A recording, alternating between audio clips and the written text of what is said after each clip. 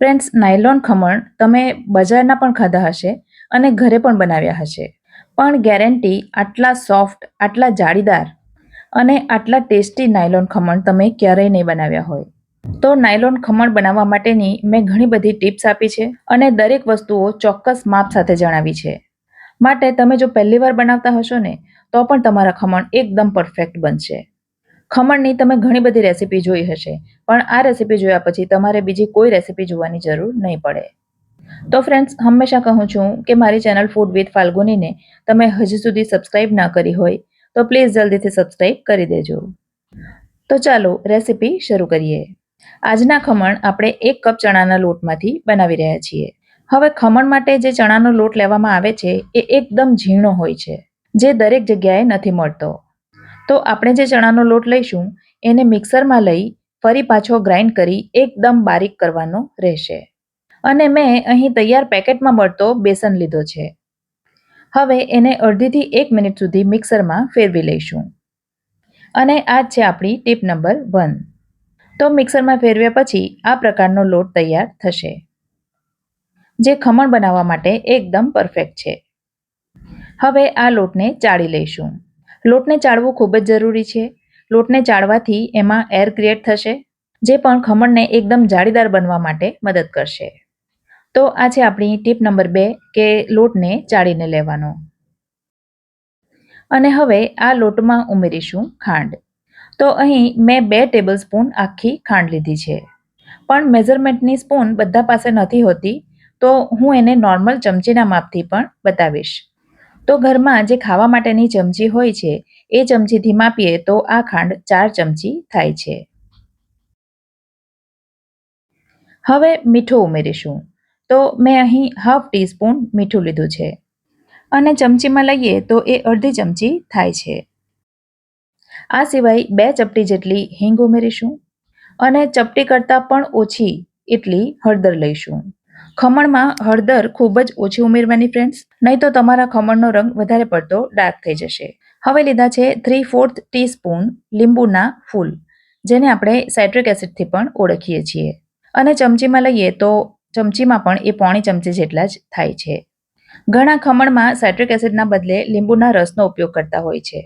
તો તમે લીંબુનો રસ ઉમેરો તો પણ વાંધો નથી, પણ જો તમને બજાર જેવું એકદમ બેસ્ટ રિઝલ્ટ જોઈતું હોય તો લીંબુના ફૂલ જ ઉમેરવાના. તો થોડું મિક્સ કરી હવે એમાં પાણી ઉમેરીશું. મેં અહીં 1 કપ ભરીને પાણી લીધું છે, જેમાંથી અડધું પાણી અત્યારે મેં અંદર ઉમેરી દીધું છે. હવે બેટરને આપણે જ્યારે મિક્સ કરીએ ત્યારે એક જ ડિરેક્શનમાં ફેરવવાનું, અને એ જ છે આપણી ટીપ નંબર 3. જો તમે એને મિક્સ કરતાં ચમચાની દિશા બદલી નાખશો તો અંદર ક્રિએટ થયેલા એર બબલ્સ તૂટી જશે, જેના કારણે પણ ખમણ એટલા સરસ નહીં ખીલે. અડધો કપ પાણી ઉમેરીને મિક્સ કર્યા પછી બેટર મને હજી ઘટ્ટ લાગે છે, તો હજી એમાં હું થોડું પાણી ઉમેરીશ. તો 5 કપ જેટલું પાણી ફરીથી મેં ઉમેર્યું છે અને ફરી પાછું એને મિક્સ કરીશું.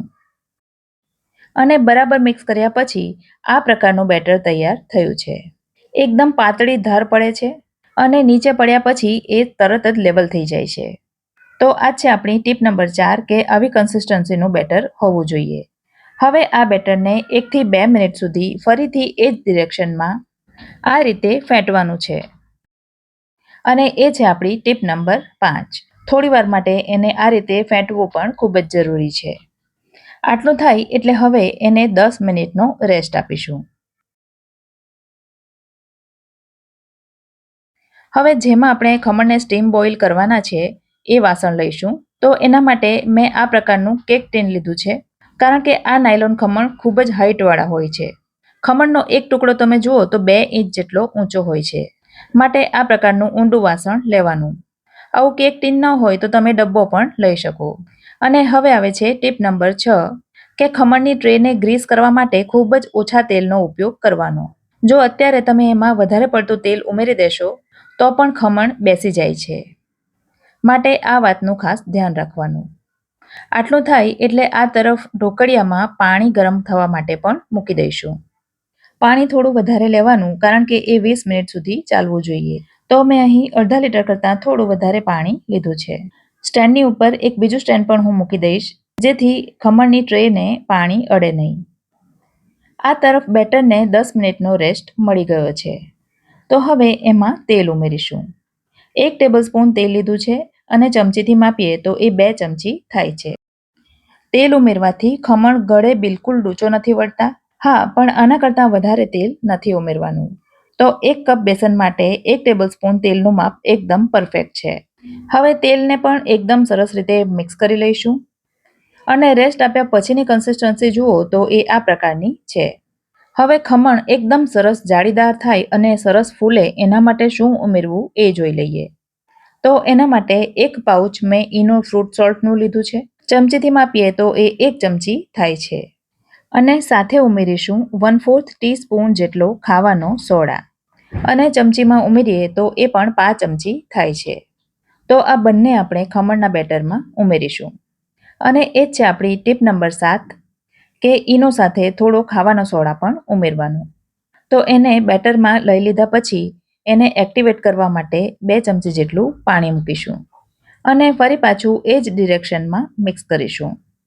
મિક્સ કરીશું એટલે બેટર એકદમ ફૂલી જશે. એ સરસ ફૂલી જાય છતાં પણ એને 8 થી 10 સેકન્ડ સુધી મિક્સ કરીશું.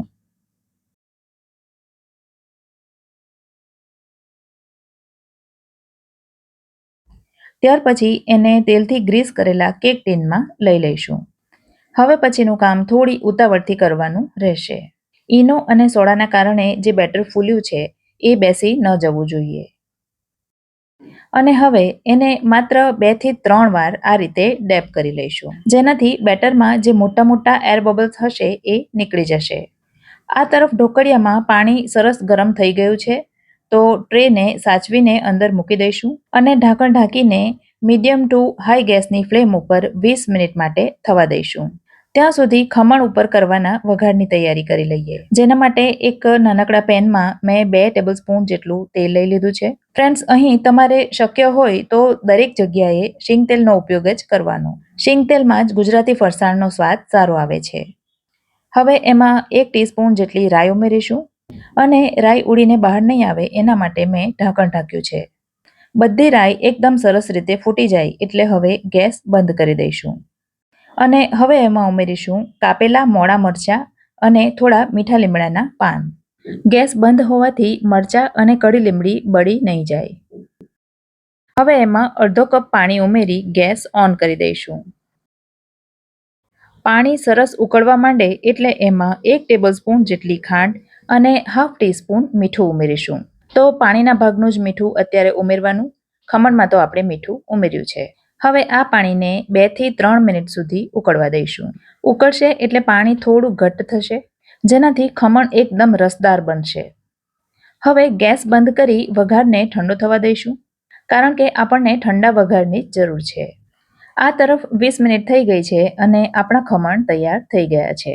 અંદર ચપ્પુ નાખીને જોઈએ તો એ સાફ આવે છે. તો હવે ગેસ ઉપરથી ખમણને નીચે ઉતારી એને પણ ઠંડા થવા દઈશું, કારણ કે ગરમ ગરમ ખમણને આપણે કટ નથી કરવાના. 10-15 મિનિટ પછી એ ઠંડા થાય એટલે એની સાઈડ આ રીતે ચપ્પુની મદદથી છૂટી કરી લઈશું.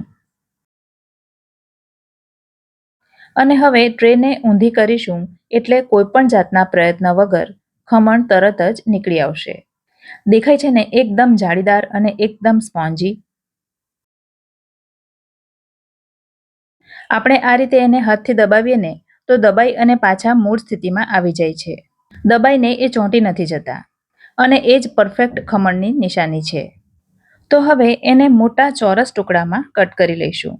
કટ કરું છું એના પરથી પણ તમને ખ્યાલ આવતો હશે કે ખમણ કેટલા સ્પોન્જી બન્યા છે. અને ફ્રેન્ડ્સ, આ ખમણ તમે વઘાર રેડ્યા વગર કોરા ખાવ ને તોય જરાય ગળે ડૂચો નથી વળતા. ટુકડા કર્યા પછી તમે જુઓ તો તમને ખ્યાલ આવશે કે અંદર પણ કેટલી સરસ જાળી તૈયાર થઈ છે. જાણે ખમણના ટુકડા સાથે રમ્યા કરવાનું મન થાય. અને હવે ટુકડા થઈ ગયા પછી એના ઉપર થોડી કોથમીર ભભરાવી દઈશું અને જે વઘાર આપણે તૈયાર કર્યો છે એ ઠંડો થઈ ગયો છે. તો વઘાર ચમચી વડે એના ઉપર રેડી દઈશું. દરેકે દરેક ખમણના ટુકડા ઉપર વઘાર રેડવાનો, જેથી ખાંડની મીઠાશ બધા ટુકડામાં સમાઈ જાય. તો હવે એકદમ સ્પોન્જી, જ્યુસી અને એકદમ જાળીદાર નાયલોન ખમણ ખાવા માટે તૈયાર છે. રેસીપી ગમી હોય તો વિડીયોને લાઇક કરજો અને તમારા સર્કલમાં શેર કરજો. ફરી મળીશું આવી જ એક નવી રેસીપી સાથે. ત્યાં સુધી મને રજા આપો. આવજો.